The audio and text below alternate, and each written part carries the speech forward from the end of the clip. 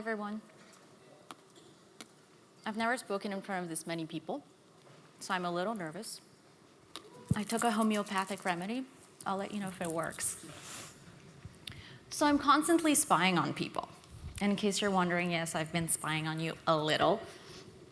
But don't worry, I use my spying for good. So I got really interested about 15 years ago in my spying about what makes certain organizations and certain people thrive. And I learned through spying on people and studying that what makes certain organizations and humans high performing is not just what they do. There's a step that happens before. And it's a way of being or ways of being. And I've been working for a while on this, and I wanted to sort of bottle it up and be able to share this. And I sort of figured out that there are many traits that these people have that they leverage in a way that the rest of us don't. And then I distilled it even more, and I came up with 5 key traits. And lucky you, I'm going to be sharing them with you today.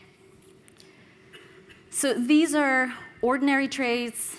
They're accessible to everyone, so you don't need anything. There's no kit needed. We can get to work right away. So when I talk about high performance, I'm not talking about the developer who is pulling all-nighters, who is creating results for the team, but who is, in the long run, affecting his health and his well-being. High performing here in this context will mean simply that you are successful at whatever you do and you're adding superior value while staying happy, healthy, and sane. So this stuff is in fact very simple, but there's a catch. You have to apply it, and you have to sort of do it consistently. You want these key traits to sort of weave themselves into your life so that they become natural for you. But like I said, they are accessible to all of us. So it's like going to the gym. Me understanding how the machines work and how my muscle breaks down and rebuilds itself, and understanding that intellectually doesn't do anything for me or for my physique. What will work is me actually doing it. So this is the same thing. This is brain training. So I have a tip for optimizing this talk on self-optimization. Are you ready? I can guarantee that while I'm up here, I'm going to talk about certain things that are going to make your brain go, oh yeah, I agree with that, or I disagree. Or you're going to make comments like, yeah, I totally believe that, or nah, I don't believe that. So that also is not going to do much for you. So I'm inviting you to catch yourself when that happens and replacing that thought with, how could I make this work for me? And just see if anything of what I'm saying can work for you in your situation. And my promise to you, if you're present and if you manage those internal comments, you will walk away with at least one thing that you can use in your life and that can create a big shift for you. So we start with curiosity. And I love this one because we were kind of born with it. It's built into us. And what happened is that as we got older, it got beat out of us, in a sense. We were told that it's not polite to pry. Don't ask too many questions. People don't like that, you'll get in trouble. And then we stopped being curious. The good news is that we can bring it back at any time because, like I said, it's built into our system.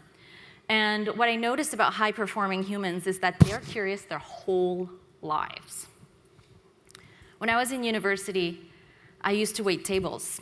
And at the end of the night, it was customary to sit around with the other waiters and polish the silverware for the next morning and compare how much each of us had made each night.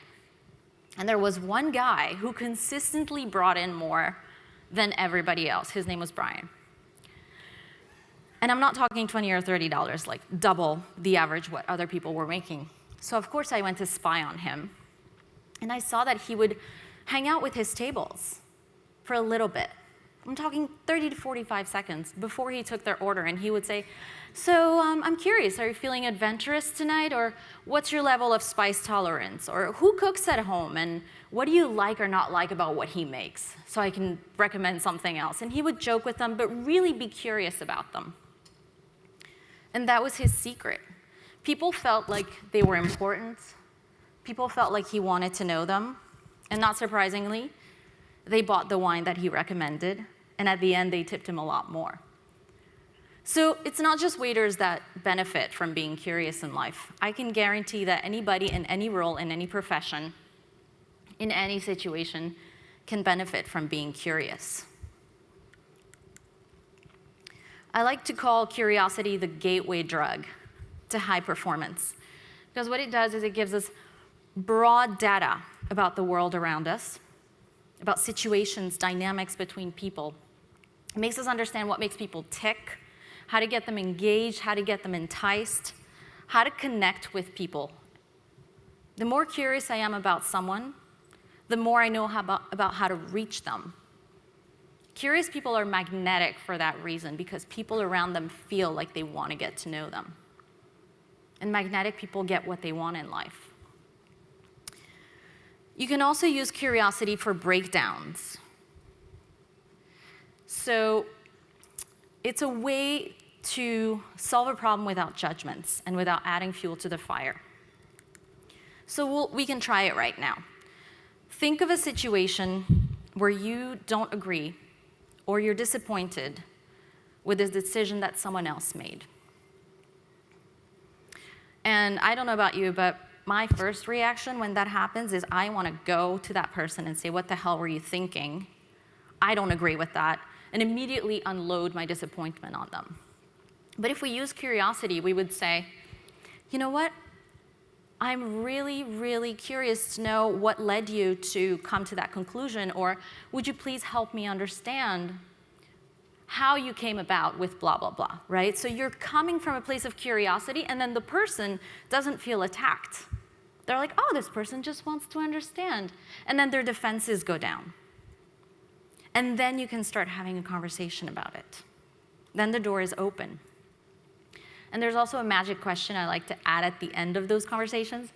It's, how can I help you in the future? Or how can I help you move forward with this situation? So you're basically, through curiosity, letting them know that you want to understand how to be on their side. It works like a charm. So if you start trying this curious approach to difficult conversations, you will definitely see a shift in how those difficult conversations go. So I was preparing this talk a couple days ago, and I was looking for an example to illustrate what genuine is. And I got an update on my computer from Slack. And I was like, ooh, let's see what they say this time. I love how they communicate with their customers. And there was a list of 6 bug fixes. And then this is what they had written there. And I'm going to read it to you verbatim. So there's the 6 bug fixes, and then it says, quotes, and as if that was not enough, sometimes we would accidentally clear out all of our Slack notifications, whether you had read them or not. That was a doozy. We do not do that anymore. End of quote. That really made me feel like a company that's made of humans was aware of my pain. As a result, I'm very happy with Slack, and that's probably part of why they're a high-performing company. I felt like they were putting themselves in my shoes. So imagine if humans were vulnerable and upfront with one another in this same way. In this context, genuine means things like not pretending to have it all figured out. It means acknowledging your mistakes and then cleaning them up, because guess what? When we make a mistake, people know it, and they're just kind of waiting to see what we're going to do. It means that we tell someone that we admire them without trying to look too cool. It means that we're asking our team for help. So the power of genuineness is in the atmosphere that it creates around you. It leads people to feel like they can trust you. And in turn, it makes them want to help you. And that is fertile ground for high-performing humans to grow in. So genuineness sort of helps you build a tribe around you. And I'll leave you with this to consider. Think of any high-performing human that you know, or any of the ones that are in the public eye, the spotlight. They all report having a tribe of people around them to help them. They don't pretend they have it all figured out. And that's what makes them high-performing.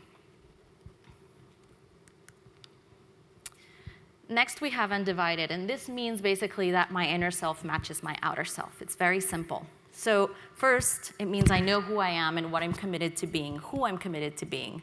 And then second, which is the toughest part, it means that I'm embodying that in my thoughts, beliefs, and actions.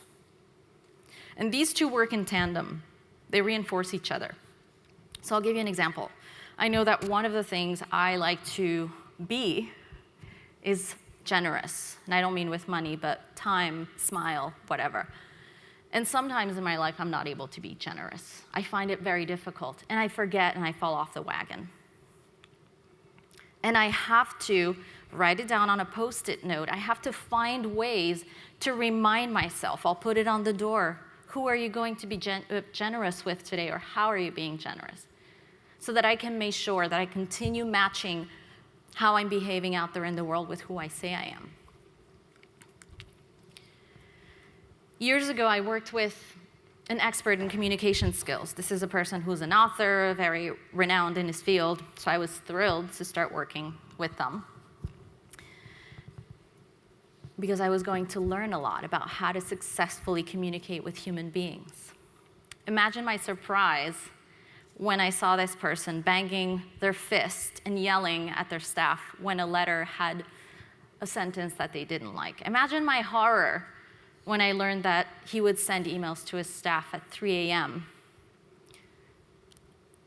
letting them know something he didn't like or something he was pissed off about, and then show up the next morning and not even communicate face-to-face with them. So that's kind of a caricature, right? But the truth is we all do it a little bit at times. We don't match with our actions who we say we are. And in the case of that company, they had crazy turnover, definitely not a high-performing company. So why is being undivided central to being a high-performing human? It means that people can trust you. They feel like they can rely on you. It means that you have to not spend so much time on doing damage control like that person I knew years ago, because what you're behaving like matches who you say you are. So people know what they're going to get from you. It means that you free up your mental space and your energy because you're not doing the damage control. It means that you make your decisions much more quickly because you're using that concept as your filter. If I'm undivided and I say that I am generous, then when I go to take an action, when I go to say something to someone, it's my filter. Am I being generous, right? So it helps me guide the way that I have to be in life. And the best benefit, I think, when we are being undivided is that if what's showing up out there is what's in here, we're only attracting people that are truly aligned with who we are. And that is where collaborations thrive. People are joining you because of who you are.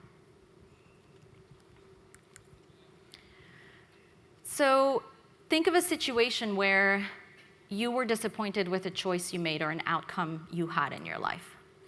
And think for a second of how being undivided could help you shift that situation.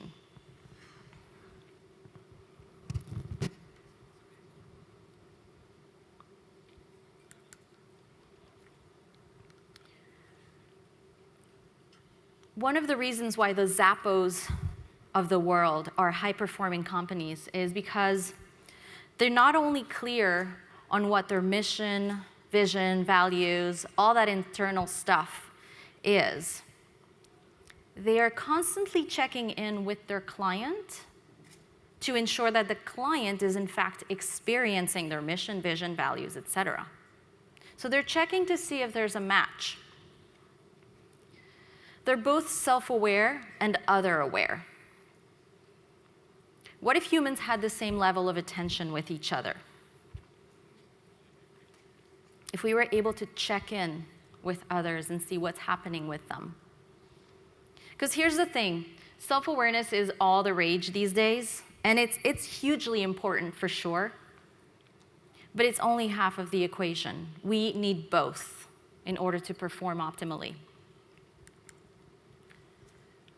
So how can we develop these two types of awareness? And by the way, there are other types of awareness. We can be awareness of situations and dynamics between people, etc.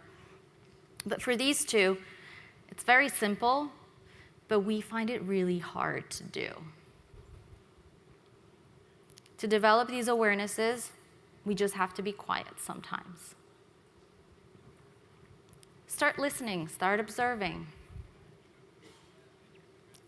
Maybe when we're at lunch with a friend and that friend gets up to go to the bathroom and we're alone for 3 minutes, maybe instead of going for a phone, we can just sit there and go, how am I feeling about how this conversation's going? How's the connection with my friend, right? Just start getting used to finding those little moments where you can develop that awareness. What does it look like when we have these awarenesses? For myself, it means that I recognize what my triggers are.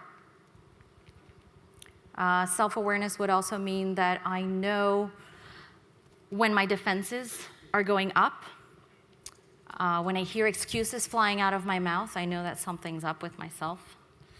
So self-awareness looks like me knowing what my crap is and what I'm bringing to the table, and really being honest with myself about it. Other awareness looks like having empathy, focusing on other people, trying to understand what their experience of something is. Basically, putting ourselves in other people's shoes. And I'm not going to talk much more about this other awareness and empathy because Joe Eames gave a really great talk about this and went into so much more detail about it. So you can look that up if you want to learn more. So how do these awarenesses become helpful when it comes to high performance? There's a couple of reasons, and there's many more that we can think of, but the ones that I came up with are that we find solutions faster because we have a data bank of what my crap is and what other people's reactions, ways of being are because we've been paying attention, right? Another benefit with awareness is that we create a safe space. So when I know my triggers and I'm upfront about them, people know that they can talk to me about anything. If they know that I'm self-aware, they feel safe saying things to me. They know that they're not going to hit a button and I'm going to go ballistic, right? So again, it's creating that tribe. And I think the biggest benefit of having these types of awarenesses is that we can have a quicker recovery from a breakdown when it happens with another person. Again, because we have that data bank. So instead of having a lot of drama and a lot of time spent on a breakdown, you can snap out of it very quickly. So if you want to take a second, think about a relationship with a colleague or someone in your life, relationship that's a little bit strained. It doesn't have to be fully in conflict, but where could your awareness of yourself or of that person help improve the relationship?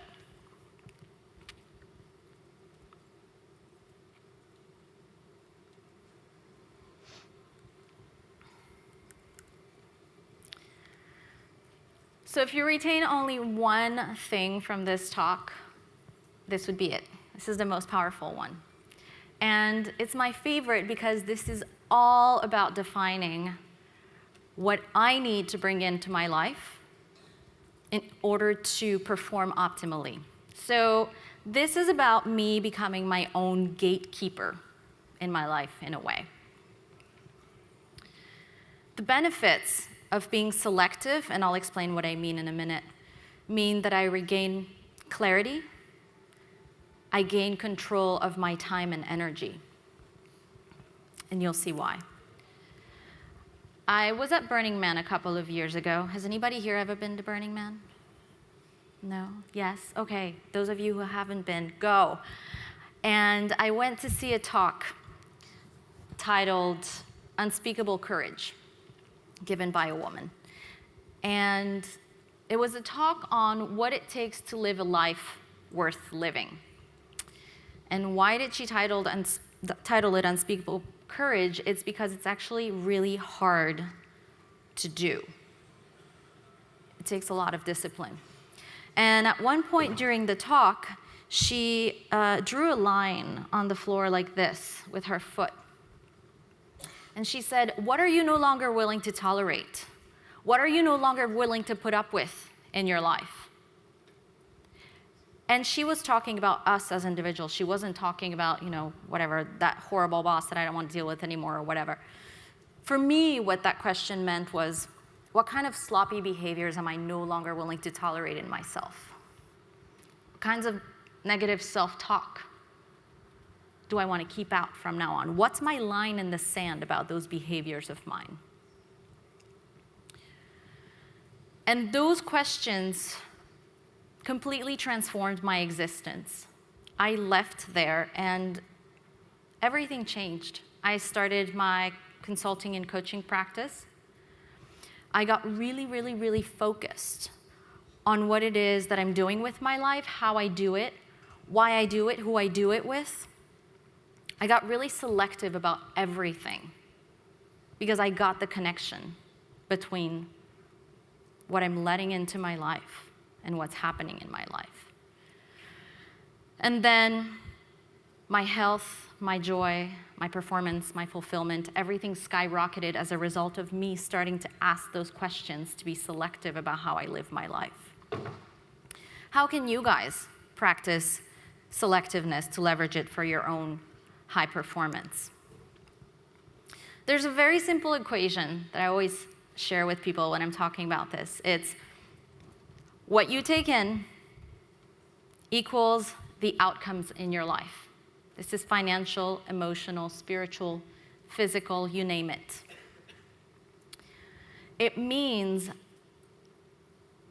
that I'm looking at what I'm consuming in every way, not just what I eat or drink, but it means I look at what I read. I look at who I choose to spend time with, what I consciously choose to spend my mental time, space, energy on. It means that I choose, or I have to be selective in the morning about whether I'm going to meditate first thing when I roll out of bed, or I'm going to pick up my email and read all the promotions and pollute my brain first thing in the morning. It means that I'm maybe going to leave a conversation when I'm surrounded by complainers and it's not creating anything. It's not constructive. It might mean that I don't watch the local news or read the local news because I'm, again, being that gatekeeper of my mind. So why selectiveness, which, by the way, is not a word in the English language, but I made it up. I blame that on the fact that I'm half French. I blame a lot of things on the fact that I'm French. But then I redeem myself because the other half is Colombian, so there you go. Nothing's perfect. So why is selectiveness so powerful? Because decisions get really, really easy to make for us. It means that we have laser focus. It means that we are tuning out, kind of like a radio, what is not constructive for us, and then we get to free up all that mental energy for adding value, creating, building. This is the way that I summarize what selectiveness is. It means that I only take in what is good for my machine, meaning my whole being. So think of one area in your life that is not fully optimal. It could be your health, or it could be a relationship, or it could be your sleep patterns, and see how applying selectiveness could help you there. What one change could you make and be selective about that would give you a big bang for your buck? So there you have them, 5 key traits that you can leverage to become a high-performing human. They're curiosity, genuineness, undividedness, awareness, and selectiveness. My invitation is that you take a challenge that you're dealing with in your life right now, and you apply even just one of these 5 key traits, anything that resonated here with you, and you walk out of here and you go do something with it. We just spent 25 minutes together, so get your ROI. Thank you for being here with me.